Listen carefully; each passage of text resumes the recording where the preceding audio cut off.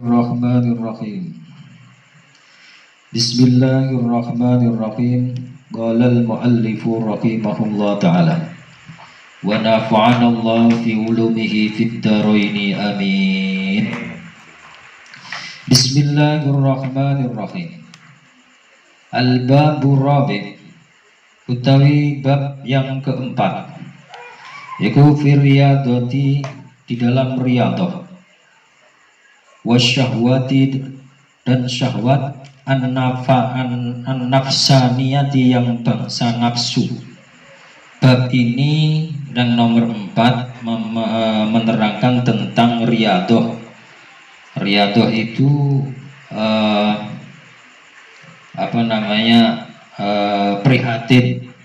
prihatin apalagi ya bahasanya itu, riyadhah, prihatin, terus apa lagi,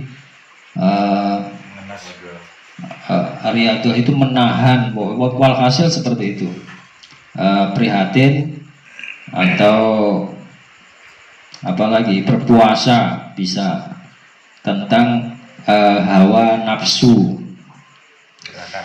tirakat, itu riyadhah namanya. Bismillahirrahmanirrahim. Auha, memberi wahyu sapa Allah Gusti Allah ila Musa, pada Nabi Musa alaihi salam.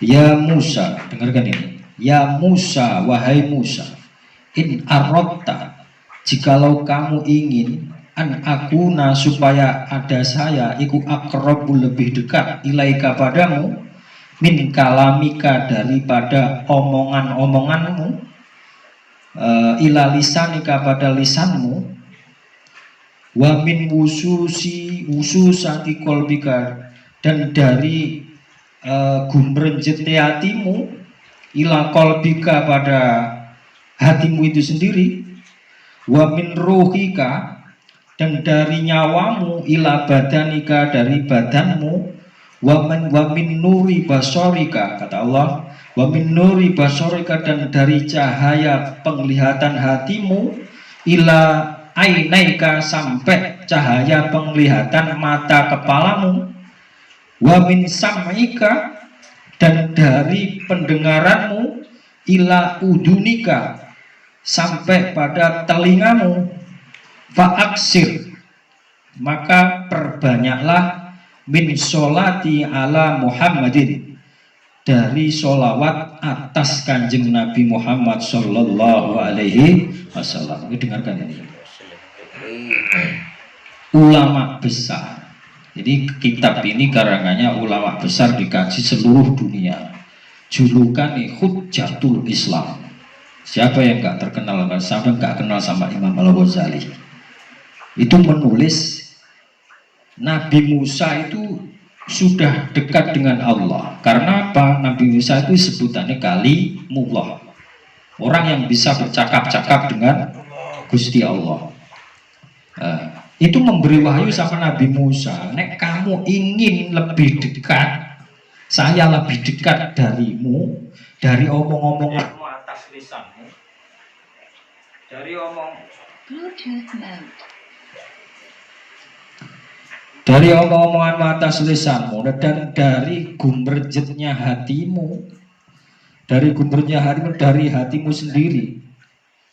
Itu perbanyaklah tentang sholawat kepada Muhammad Sallallahu Alaihi Wasallam. Padahal kanjeng Nabi turun lahir, Jadi intinya bagaimana? Sholawat itu memang istimewa. Jadi orang itu kalau mengerti torekoh itu justru yang paling bisa mendekatkan, bisa wusul kepada Allah lebih cepat, itu memakai sholawat. Kenapa? Amalan sholawat itu misalkan kita pamer, itu tetap nggak mengurangi pahalanya. Berbeda selain amalan-amalan sholawat.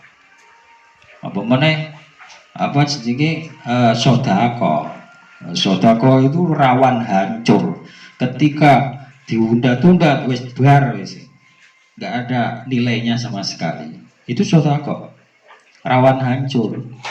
Padahal sholat, ya mungkin saja diterima atau mungkin saja tidak oleh Allah.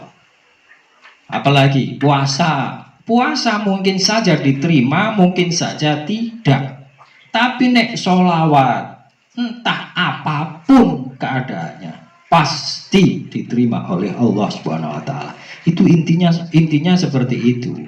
Apa keistimewaannya seperti itu.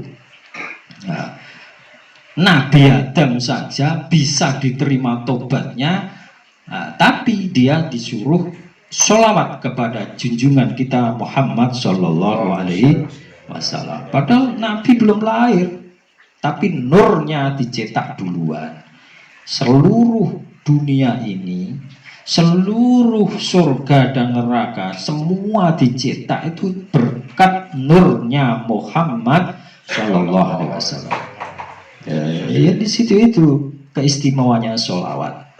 Itu sholawat. Jadi misalkan kita ingin mendekatkan diri kepada Allah melalui kendaraan sholawat, itu lebih cepat usul, lebih cepat sampai kepada Allah Subhanahu Wa Taala. Bahkan di sini dikatakan kalau kamu Musa ingin lebih dekat daripada omonganmu daripada lesanmu, padahal kita tahu omongan sama lesan itu gandeng. Ruh, nyawa sama badan itu juga gandeng. Tapi kalau ingin lebih dekat saja, lebih dekat lagi saya dengan lebih dekat itu, maka perbanyaklah sholawat kepada Nabi kita Muhammad Shallallahu Alaihi Wasallam. Nah, makanya itu jangan ragu ketika kita sholawatan, itu jangan ragu karena sholawat itu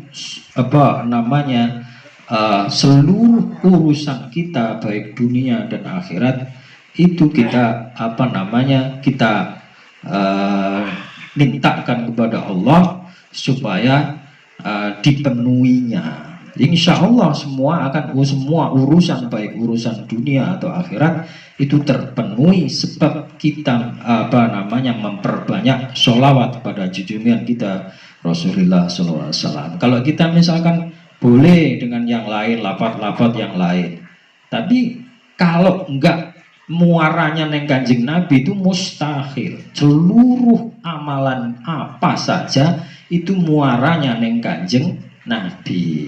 Lah kita sholawat langsung neng Kanjeng Nabi. Jadi mengatasnamakan neng Kanjeng Nabi. Lah Kanjeng Nabi cepat neng gini Gusti Allah. Nek sampean datang sendiri kepada Allah, lah kamu kan nggak dikenal kalau Gusti Allah. Seperti itu. Makanya kenapa kok sholawat lebih cepat? Karena Kanjeng Nabi sendiri yang mengantarkan amalan kita kepada Allah.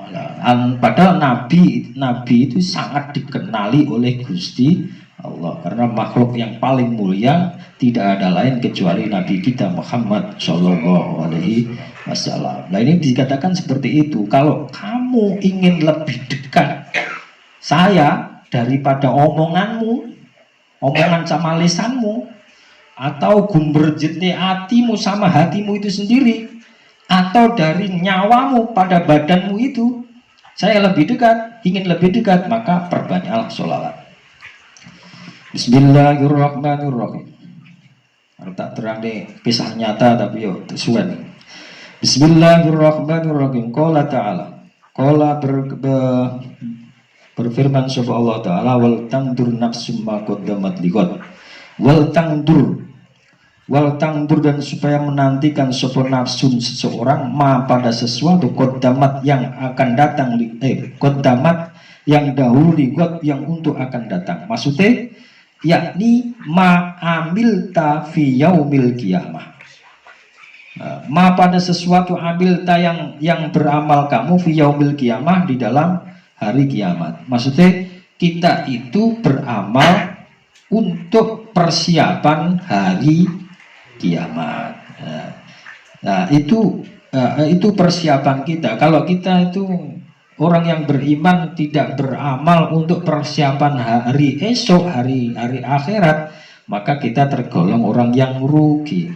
I'lam ayuhal insan annan nafsal ammarata, sesungguhnya nafsu amarah iku bisui dengan kejelekan. Ia utawi nafsul amarah iku a'da iku ada memusuhi laka padamu min iblis daripada iblis wa inna ma yataqwa wa inna ma yataqwa dan sesungguhnya memperkuat alaika padamu apa ya sapa ya si syaitan bihawa nafsi dengan hawa nafsu wasyahwatiha dan syahwate nafsu fala tahurunaka dan jangan tertipu kamu nafsaka pada nafsumu bil amani dengan angan-angan wal gururi dan tipuan li annam min tab'in nafsi karena sesungguhnya kecetakan nafsu itu al amnu angan-angan wal ghaflati dan kelupaan warohati dan istirahat atau enak-enakan wal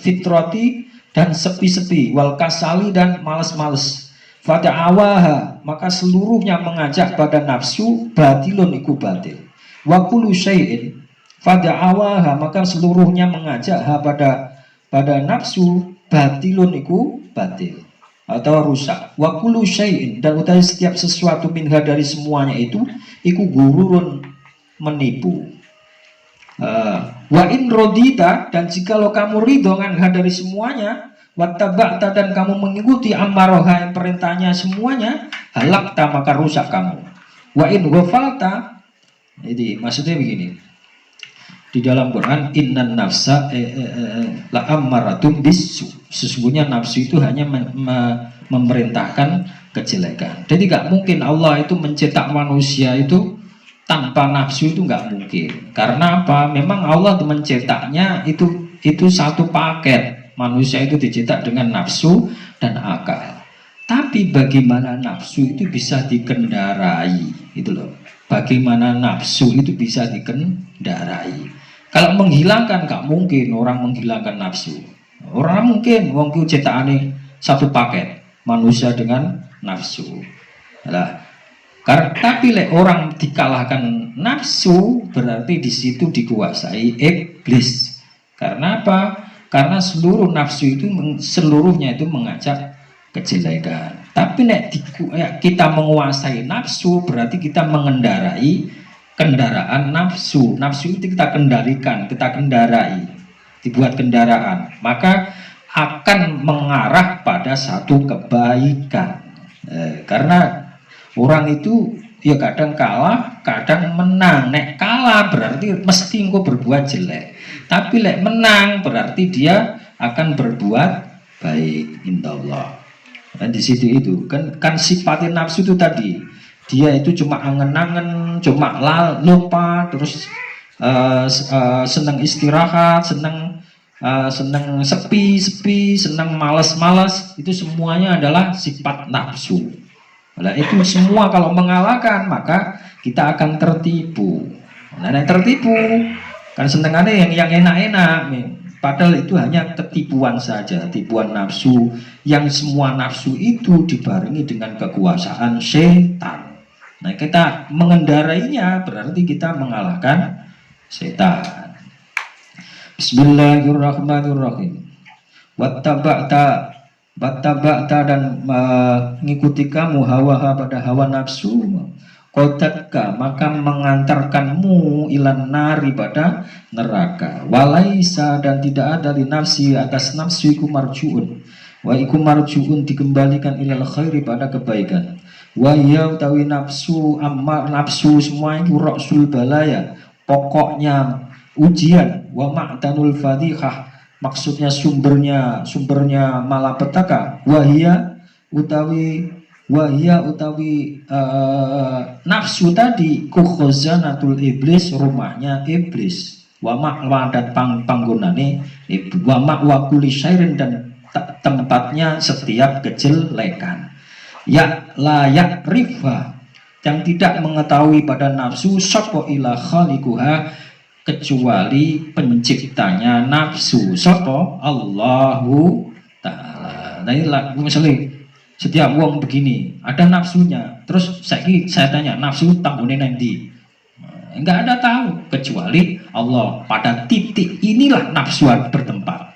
Nah, misalnya di saya pada titik ini yang bisa mengerti langsung itu hakikatnya adalah Gusti Allah. Pada titik inilah misalnya nafsu. Lalu wong nafsu itu bertempat di sebelah kiri. Lah itu cuma kira-kira. Cuma kira-kira, tapi pada hakikatnya yang tahu benar nafsu diletakkan di mana di dalam badan kita ini kecuali hanya penciptanya. Ya penciptanya adalah Allah Subhanahu wa taala. Ada orang wis tanpa nafsu-nafsuan sekarang, yo bento. Orang gak bisa tanpa nafsu. Sebab memang satu paket itu penciptaan nafsu dengan manusia. Karena nek malaikat gak ada nafsu. Gak dicetak dibarengi nafsu, sehingga malaikat itu ada yang gumun pada tingkai menungso itu ada. Orang menungso kok mbulet ra karo-karuan ijak kon ngibadah angel ra karuan. Itu ada yang seperti itu. Nguasi menungso ra karuan. Bu aku dadi Gusti, saya jadikan manusia saja. Nanti saya ngibadah kepada Engkau karena ngibadahnya enggak ada apa-apanya dengan malaikat dan manusia itu. Jadi satu malaikat yang nguasi menungso itu uangil makhluk kok uangil bulat karuan. Akhirnya diomongi sama Allah, kamu itu tidak tak kasih nafsu sehingga kamu bisa mengatakan kamu seperti itu melihat manusia. Kamu ibadah itu karena tidak tak kasih nafsu sehingga ringan. Dan mereka tak kasih nafsu sehingga kamu masih bulat karuan. Nah, coba Gusti saya kasih nafsu, nah saya nanti akan ibadah kepada Engkau. Tenang, dikasih nafsu ternyata tidak kuat. Ini malaikat Harut wa Marut. Itu cerita dari Babylonian. Ya. Akhirnya mudun pertama nguasi wong wedok mandi ra kuat nahan syahwate malah memperkosa. Loh iya, ini cerita asli neng Babylon. Makanya terkenal Babylon itu Babylon.